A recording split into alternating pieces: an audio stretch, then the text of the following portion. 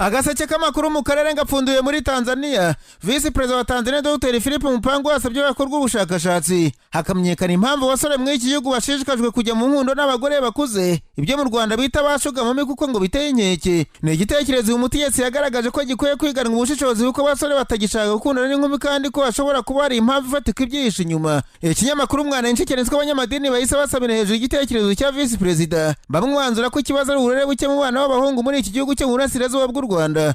Umukuru w'idini ry'abaporoso mu mujyi wa Dar es Salaam yavuze ko impamvu abasore baharaye gukundana n'abagore bakuze bari mu kigero cya ba nyina ari uko umuco w'iki gihugu abagabo bamwe bamaze kwigira abandi b'indeba bagatungwa n'abagore. Bishop Jackson Sostens yavuze ko abagabo muri Tanzania babaho nk'abana mu rugo ugasanga abagore aribo bavunika bashaka ibitunga urugo. Ubwo abana b'abahungu bagakeka ko ariko abagabo bakwiye kubaho bagahitamo gukundana n'abagore bakuze babamenyera byose kurusha kwegera inkumi bari mu kigero kimwe zidafite n'urwara rwo kwishima. Uyu munyedini yavuze ko ikintu gikwiye guhagurukirwa kuko kidahindutse byazageraho abagabo muri Tanzania bagata agaciro bagafatwa nk'abantu bashinzwe gutera inda gusa nta kandi kamaro, abagore bakajya babafata nk'amatungo yo mu rugo. Hari izindi mpuguke zivuga ko uburere buke mu miryango butuma abana bananirwa kumenya inshingano zabo nk'abana, bityo bigatuma agahungu k'imyaka 18 usanga gatereta ijigija ry'umugore ry'imyaka 45 gakurikiye ko kazarya kakanambara. Akamaro kako ari ukujya mu buriri gusa. Dr. Katanta Simwanza washinze umuryango Tanzania Boys and Men Ambassador yavuze ko uyu muco w'abagabo wo gushaka ubususuruke batagizemo uruhare uri kwica hazaza h'igitsina gabo kuko nta uzashaka gukora ngo arye yishyuye kuya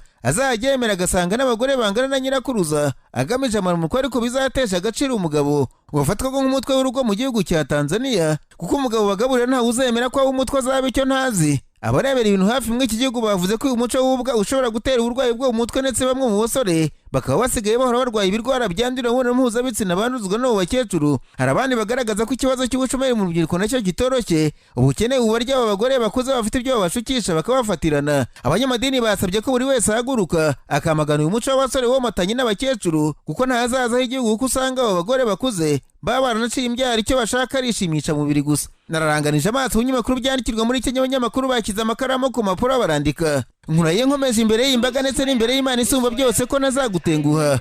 Si amagambo y'umunyamakuru wa Flash, ni imbwirwaruhame yuje ibineza neza ya Professor Kindiki Kiture warahiriye kuba Vice President wa Kenya. Bwana Kindiki inshuti ya hafi ya Perezida Ruto yarasanzwe ari umunyamabanga wa leta muri Minisiteri y'umutekano w'imbere mu gihugu. Kuza kwa Kindiki Kiture kuri uyu mwanya bivuze neza 100% ko Bwana Rigathi Gachagua asoje urugendo rwe muri politiki ya Kenya kuko yarutse guterwa icyizere n'inteko ishinga amategeko kuri uyu mwanya akeguzwa na Sena y'igihugu. Rigathi Gachagua yagerageje gusaza imigeri mu nkiko, amakiriro ya nyuma yoyoka ku munota wa nyuma y'uko urukiko rukuru muri iki gihugu kuwa 4 rwakuyeho icyemezo rwari rwarafashe cyo gukumira ihera rya Professor Kithure Kindiki wagombaga kumusimbura. Ikinyamakuru The Star cyanditswe Professor Kindiki yavuze ko ari amahirwe atabaho Perezida Ruto yamuhaye yo kuba Vice President agakomeza gukorera abanyakenya. Bwana Kindiki yavuze ko mu myaka 20 amaze akorana na Ruto yamwigiyeho byinshi kandi bizamufasha kuzuza inshingano. Professor Kindiki rimwe mu banyamategeko bari bajyanye na William Ruto ubwo yajyaga kuburana mu rukiko mpuzamahanga mu byahirahe ndetse ni ubacura bwenge w'itegeko nshinga rya Kenya rya 2010. Bwana Gachagua wabaye Vice President asa n'utunguranye.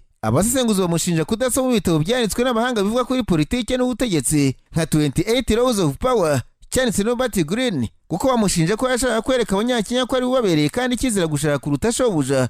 Ndetse Gachagua anashinjwa ko yashatse guhangana n'inkoramutima mu butegetsi za Perezida William Ruto yirengagije ko kizira kandi nta mutwaro ujya bakabeba. Professor Kindiki Kiture abaye Vice President wa gatatu wa Kenya kuva 2010 batora itegeko nshinga ry'igihugu kigenderaho, ubwo yasimbuye William Ruto wawubanjeho na Rigathi Gachagua wasimbuye. Iri yirukanwa rya Rigathi Gachagua ryatumye abanyakenya ku mbuga nkoranyambaga babwira Perezida William Ruto ko agaragaje ko ubutegetsi bwose mu gihugu butesheje agaciro ari ugena byose yica agakiza. Agaseke k'amakuru mu karere ngapfundikira muri Uganda abanyamakuru bakojeje ba muri no barandika banatwone bitaba mu ishyaka n'intare rya Perezida Museveni mu ibanga rikomeye bateraniye mu icumbi ry'umukuru w'igihugu ahitwa Kisozi mu karere ka Gomba.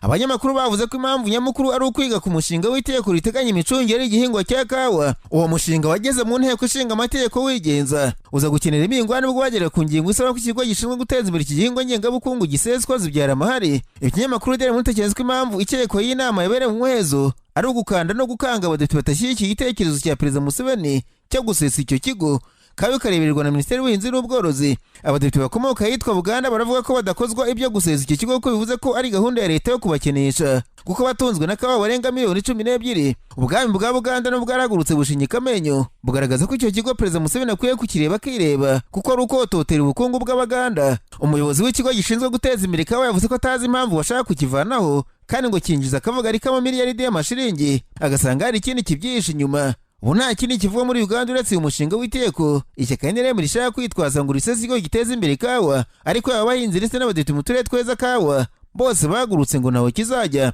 Tariki ya 12 ukwezi kwa 11 nibwo hazaba inteko rusange biga ingingo ku ngingo, ariko amakuru avuga ko iki kigo kukivanaho gishobora gusiga zihinduye imirishyo mu mitegekere ya Uganda. Abahinzi bakawa bavuze ko kuvanaho iki kigo bishobora kuzatuma abashoramari b'Abataliyani baguraga umusaruro waho bagenda bikarangira kawa ibaye umwanda nk'undi wose kuko nta kindi wakoresha ibitumbwe byazo. Amakuru ava mu kigo gishinzwe guteza imbere kawa yavuze ko gushaka kugisenya ari icyari ry'uko bagikoramo bahembwa akavagari kuko ngo yinjira nabo bibaho kandi leta ikaba itabifiteho ububasha. Ibi ngo byatumye bamwe bagira amashyari bashaka ko icyo kigo kivaho. Abatavuga rumwe n'ubutegetsi bwa Perezida Museveni bamushinja kugira indimi ebyiri no gushaka gukina politiki mu tuntu twose kuko bavuze ko niba ikigo gihemba neza kuko gikora bitakabaye bikigiraho ingaruka zo kugisesa. Minisitiri w'intebe w'ubwami bwa Buganda Peter Charles Mayiga yasabye Perezida Museveni gutekereza kabiri mbere yo kuvanaho icyo kigo. Abadepite bo mu ishyaka NRM bavuze ko buri wese ukunda Uganda kwiye guhaguruka agahagarara bakarengera abahinzi ba kawa bagiye kugwa mu mporera za politiki.